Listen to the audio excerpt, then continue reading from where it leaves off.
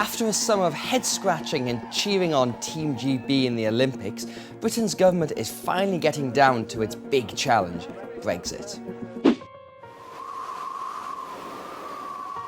Theresa May met with her cabinet at Chequers, her country residence, this week, and she promised that the UK won't stay in the EU by the back door, and that controlling immigration from Europe will take precedence over retaining full access to the single market. Now, given that so much of the referendum campaign was fought on immigration, they arguably had little choice. Mrs May insisted that the deal will be unique to the UK, which rules out joining the European Economic Area with Norway, for example. Such a bespoke deal is possible, but there are going to be some potentially painful trade-offs. Mrs May also confirmed there will not be a parliamentary vote on activating Article 50, the provision for beginning Britain's formal exit from the EU. Some Remain MPs aren't very happy about this. There were some more indications that the British economy is weathering the Brexit bumps.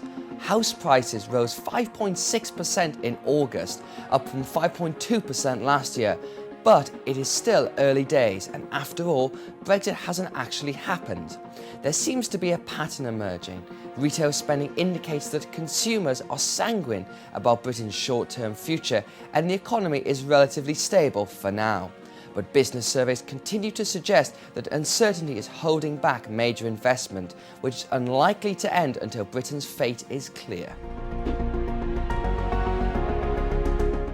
Anglo-French relations have been under scrutiny as the Le Touquet agreement is beginning to strain. This allows for British border checks to take place in France, but it is becoming increasingly controversial as the plight of migrants in Calais becomes more desperate.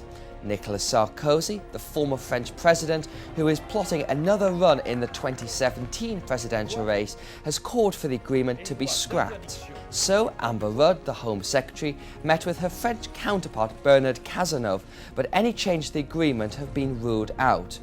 As Britain enters into the Brexit era, relations with France, its nearest neighbour, are going to be key, and the issues of border control and security cooperation are only going to grow in importance. Emily, you're just about the most experienced data watcher in the building right now. Can I put a challenge to you? Sure, Giles. Now, suppose you were just looking at the data, the PMIs, the inflation figures, jobless, retail sales, and you didn't know anything about Brexit. Would you be able to tell that it had even happened by looking at the data? Yes. Go on. With a caveat. Go on. You tell something has happened.